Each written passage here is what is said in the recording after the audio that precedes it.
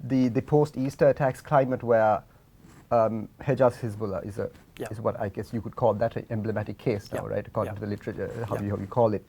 So take his case, a pretty prominent human rights lawyer in Sri Lanka who was, I think, part of the legal proceedings on the 2018 constitutional coup as well. Someone with, I think he went to St. Thomas's, right? So pretty elite school as well. And compare him to Ahnaf Jazeem, who is the poet, who is also, is still, I believe to this day, imprisoned under the PTA, if I'm not mistaken. Quite, Okay, so can you just give us the two differences? Because Mr. Hisbullah has been released after it was over a year of detention, and Mr. Jazeem is still under detention. Well, Jazeem is not under detention. He was also released on bail. How long was he detained for? Around the same time, and his arrest was actually associated with Hejaaz's case. He was seen as one of the people that was associated with in this school. And he was picked up in the course of investigations into Hejaaz's case. The poetry book that he had allegedly distributed that had apparent terrorist, whatever it was, poetry. So what was the connection between Mr. Hisbullah and... Well, in the course of investigations, this poet's name came up. So that's what happened. In the investigation, was it the Presidential Commission investigation? No. Investigations into Hejaaz's matter. Okay. So these things are often very, very convoluted, and as I said before, the specifics of cases can always produce very, very serious injustices. But there's a macro injustice going on, and it is basically a problem of politicization of institutions, and then having these open-ended laws that give legal cover to individuals within law enforcement who want to show results, right? So then, because of that overarching problem, you have people being targeted merely because of their identity or because of their activism. In the case of Hejaaz, I clearly believe that he was targeted because of the work he was doing. He was a thorn in the side, and he was doing good work, and he is doing good work since he was released as well. And I think that makes you a target. And your identity becomes a point of weakness. It becomes a sort of part of your Achilles heel, right? If you're from the majority community, you might have the protection because an arrest of an individual from a majority community is tougher to sell to society. But if you come from a minority community, you are always vulnerable, which is why I'm saying that we have to interrogate the broader problem here. The PTA is not the source of the problem. It is a vehicle through which you can actually enable state institutions to do what they're doing and continue to do what they're doing under legal cover.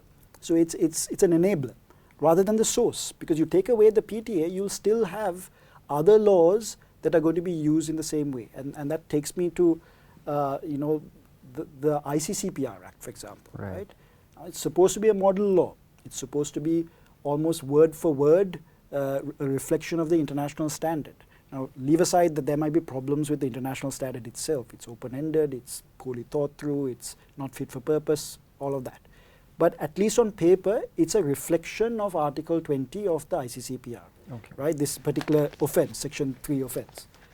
But how is it being used? It's used against, journalists, people who write short stories, that might be deemed offensive against one religion, like Shakti Satkumara, right? What does he have to do with inciting violence? No one knows. But the same provision is used.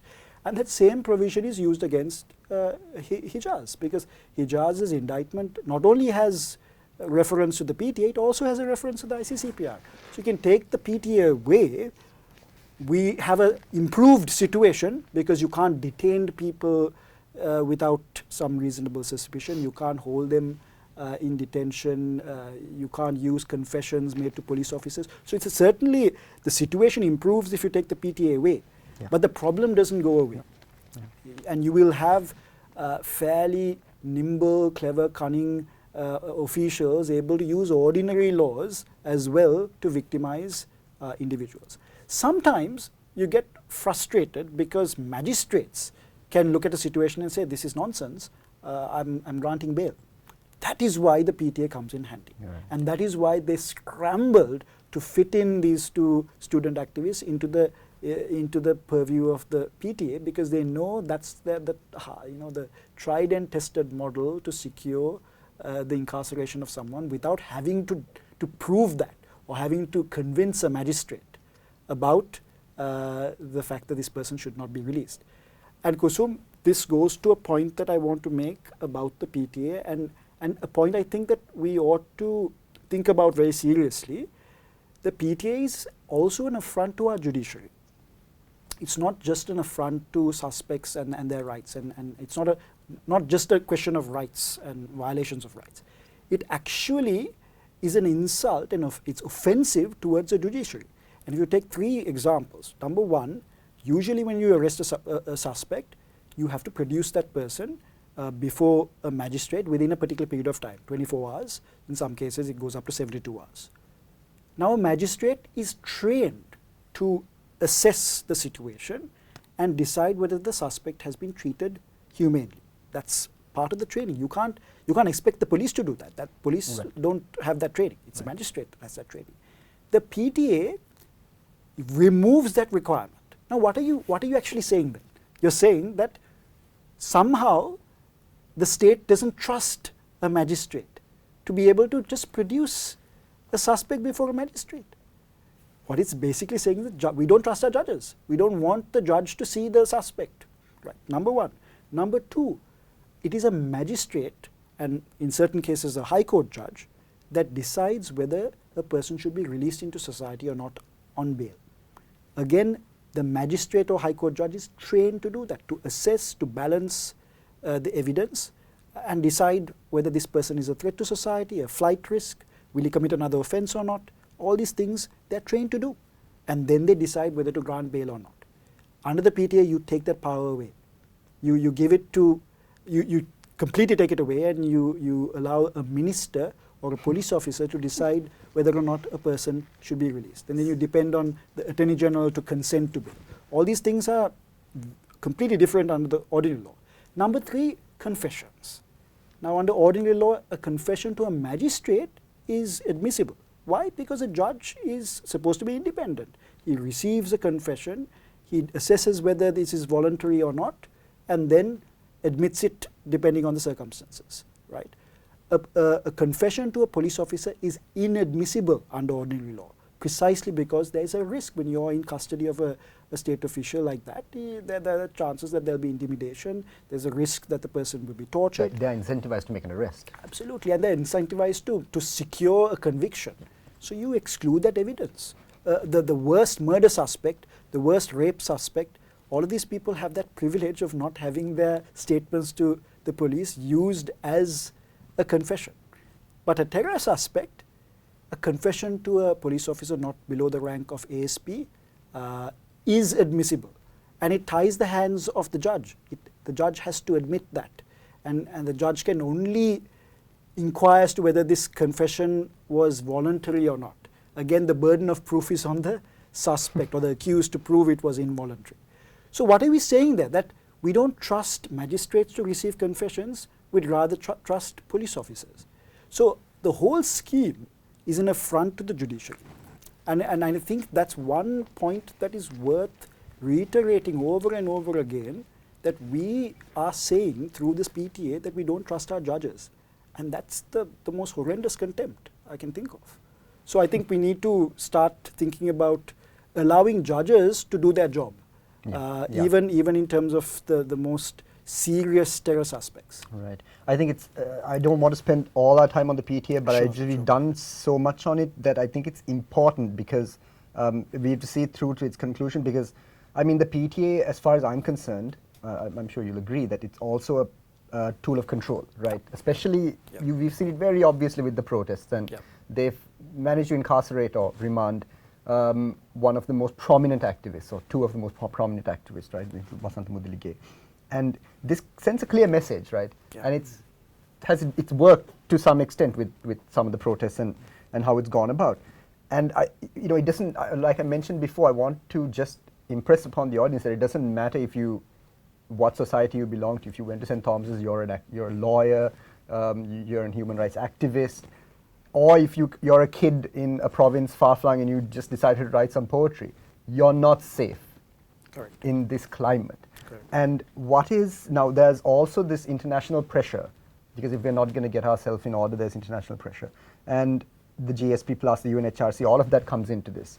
What the government's answer has been the counterterrorism bill. Have you seen anything of it? Can you tell us something about this counterterrorism bill? Sure. There was an attempt to pass a new counterterrorism act some years ago, and that all came about in the context of GSP plus negotiations. So one of the main, I wouldn't say conditions, but one of the agreements as far as the European Commission and Sri Lankan government was concerned was that Sri Lanka would review and then eventually replace the PTA with a bill that is compatible with international standards. Because GSP Plus was actually given on the basis that Sri Lanka fulfills its international treaty obligations, one of which would be obligations under the ICCPR. So the argument is that the PTA was incompatible with the ICCPR, so it has to be repealed and replaced with something better. So the CTA, the Counterterrorism Act, came as a proposal that was an alternative to the PTA. Without doubt, a vast improvement on the PTA, without doubt.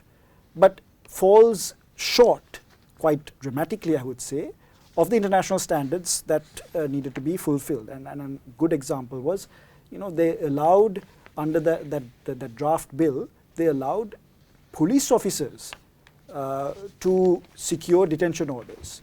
Not even the Minister of Defense, but DIG level officers were permitted to issue detention orders, and magistrates again their hands were tied in terms of whether or not someone should be released on bail. They had to comply with what the police officer recommended, right? So remarkable weaknesses in that act as well, but a vast improvement on the PTA. If they ended up passing the CTA, we would have been unhappy, but in some ways relieved that the PTA is no longer on our statute. Would it make a difference to the detainees?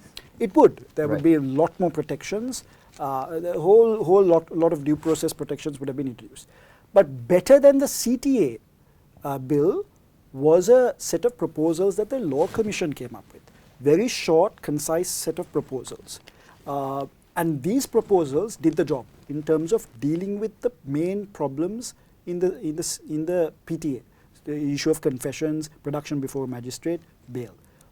I think, given the fact that the Law Commission of Sri Lanka is a Sri Lankan body of legal experts, diverse backgrounds, diverse political affiliations as well, if I might say so, I think that was a multi-partisan body that produced a set of proposals that ought to have been quickly brought in.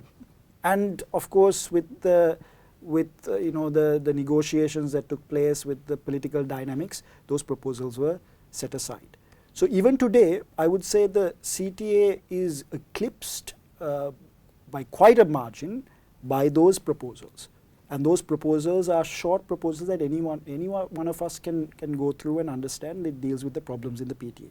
Whereas the CTA is a monstrous, long document that is trying to sort of deal with all kinds of things under the rubric of counterterrorism, and I think is a convoluted attempt to deal with the PTA. So I would insist that the proposals of the Law Commission once again be taken seriously if we're serious about doing away with the PTA.